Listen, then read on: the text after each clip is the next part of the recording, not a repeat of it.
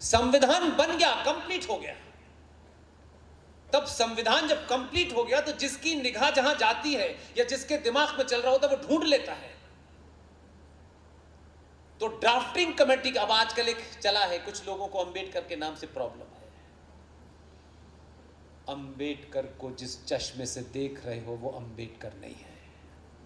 अपने स्वार्थों के लिए, अपनी ईगो, अपनी जाति को महान बताने के लिए किसी को गाली देने से कोई छोटा नहीं होगा। किसी ने अपने समय की उन परिस्थिति काल में जहां बहुत विकट परिस्थिति थी, अगर वो उस समय एक डॉट रख के भी चला गया तो फिर मेरी और आपकी जिम्मेदारी है कि वो डॉट को कितनी बड़ी लाइन बना दें आप। यह आपको तय करना है। अगर यही तय करना है कि सरनेम देख के आप बात करेंगे तो फिर हमारे साथ जो हुआ है उससे भी बदतर होने वाला है। ड्राफ्टिंग कमेटी के चेयरमैन B.R. अंबेडकर ने जब संविधान कंप्लीट हो गया तो आप देखिए कि आज लोगों को पता चल रहा है, उसमें भी 90% लोग इंटरेस्टेड नहीं है। संविधान कंप्लीट हो गया पूरा, तो संविधान का जो पहला प्रश्न है, प्रियम्बल है, उस पे एक लाइन से कितनी बड़ी लाइन खींच दी है, ये सोच नहीं सकते, हमारे इमेजिनेशन में नहीं है।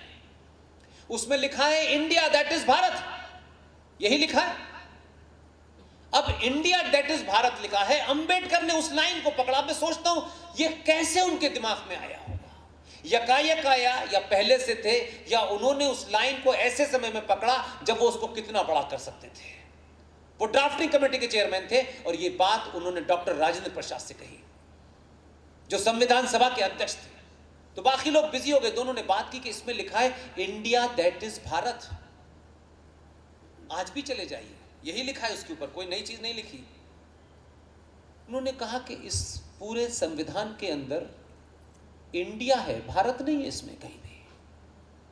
गवर्नमेंट ऑफ इंडिया एक्ट 1935 की बहुत सारी चीजें इसमें आ गई जो अंग्रेजों ने बनाया था। तो दोनों के बीच में एक कॉमन एनिमी था,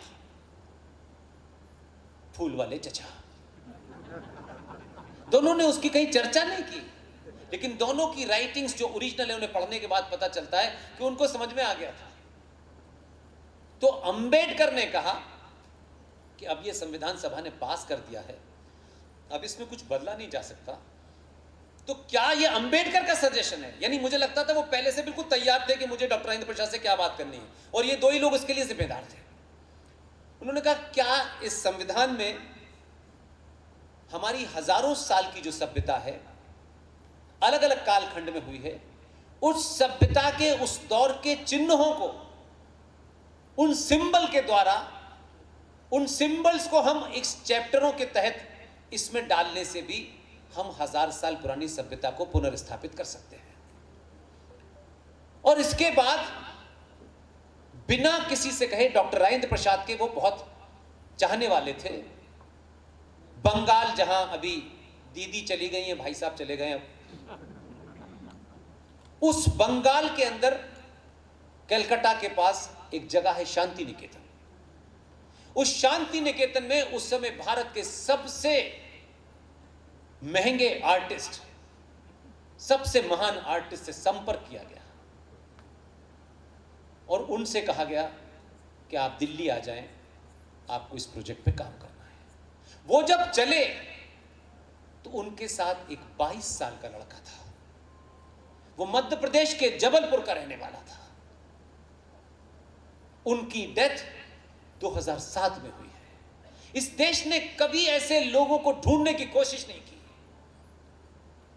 अपने हीरो को ढूंढने के लिए अगर आपको पाताल तक जाना पड़े तो जाइएगा, क्योंकि वो हीरो एक दिन खड़ा होगा और पूरी दुनिया की शक्ल बदल देगा। मुझे इसी सफर में वो लोग मिले। मैं नाम नहीं जानता था उनका। मैं जब भी कहता था कि उनका एक शागिर्द था या उनका एक अध्यापक था। मैं जब गया तो उन्होंने उनकी पूरी रिकॉर्डिंग की हुई है, उनके बड़े बेटे ने, वो पूरी सुनी मैंने। फिर मैंने अपनी रिसर्च की। आप सोचिए कि शांति निकेतन के सबसे बड़े आर्टिस्ट, उनका नाम था नंदलाल बोस।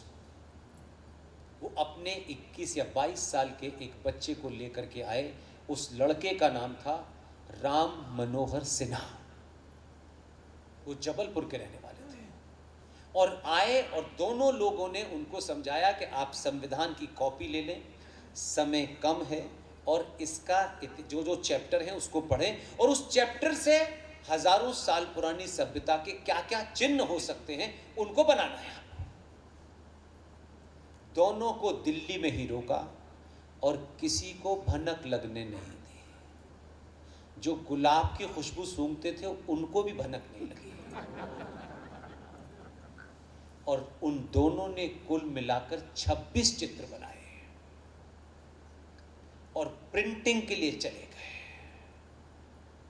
प्रिंटिंग, ये मैं सच इसलिए बता रहा हूं कि कल कोई आपसे सवाल पूछे तब जवाब दे सके। जब प्रिंटिंग के लिए चले गए तो बीच में चचा को पता चल गया। तो अब चचा के सामने सवाल यह था कि रोएं या हंसें।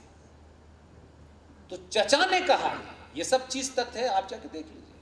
मेरे पास अभी, मैं तो कुछ है मेरे पास, लेकिन मैंने पुरानी संविधान की कॉपी जो थी, जो जर्जर हालत में थी, उसकी भी फोटो कॉपी कराई है मैंने, और अब जो संविधान की लेटेस्ट कॉपी आई है दोनों खरीद के रखी है। कितनी बड़ी है, कितनी बड़ी है।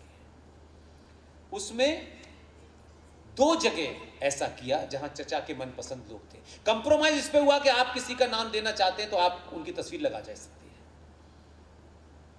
संविधान के पहले पृष्ठ पर जहां we the people of India लिखा हुआ है, वहां बनारस के अंदर एक जगह है ज्ञान व्यापी, जिसका नाम आपने बहुत सुना होगा। लेकिन सनातनी हिंदू समाज के गणमान्य नागरिकों,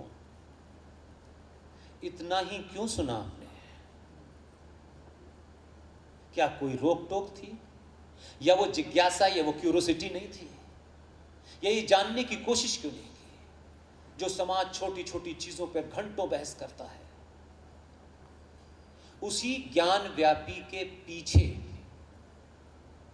एक बाबा विश्वनाथ की मूर्ति लगी हुई है।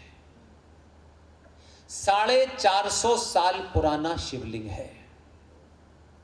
भारत के संविधान के पहले पृष्ठ पर वही शिवलिंग बन रहा है। भारत के संविधान के 5वें पृष्ठ पर भगवान राम, लक्ष्मण और मां सीता बनी हुई है। उसी में कृष्ण जी हैं, उसी में जैन धर्म है, बौद्ध धर्म है। और महाराष्ट्र के लोगों, शिवाजी के मुंह पे थूकने से हैदराबाद वाले का कद बड़ा नहीं हो जाएगा। उनकी नस्ल दर नस्ल पैदा हो जाए, शिवाजी के पैर की धूल नहीं कोई बन सकता। अपने स्वार्थों के लिए तुम गाली दे सकते हो। महाराष्ट्र का वो महान सपूत, उसी संविधान में शिवाजी की भी तस्वीर है। उसी संविधान में जिस आदमी ने अपनी किसी संगठन की नहीं, अपनी शक्ति पर अंग्रेज सेना को चुनौती दी और 21 अक्टूबर 1943 को अपने आप को देश का प्रधानमंत्री घोषित किया, विश्व के 9 देशों ने उसे मान्यता दी, जिसका चैप्टर इस देश के अंदर नहीं पढ़ाया जाता कि कुछ लोगों का कद बौना हो जाता है, उस सुभाष चंद्र बोस की भी तस्वीर उसी संविधान में है। अब अगर उस संविधान के साथ साथ ये भी होता तो जो लोग भगवान राम से डेट ऑफ बर्थ सर्टिफिकेट मांग रहे थे वो नहीं मांगते। लेकिन ये समाज की जिम्मेदारी थी, जब चाटुकार लोग हों तो समाज में से उठ के खड़े होना चाहिए। नई संसद बनी, संसद में सब लोग खुश खुश थे, इधर उधर देख रहे थे। उसी संसद में नए संविधान की कॉपी बट गई। खोल के देखा तो इसमें शिवाजी भी आ गए,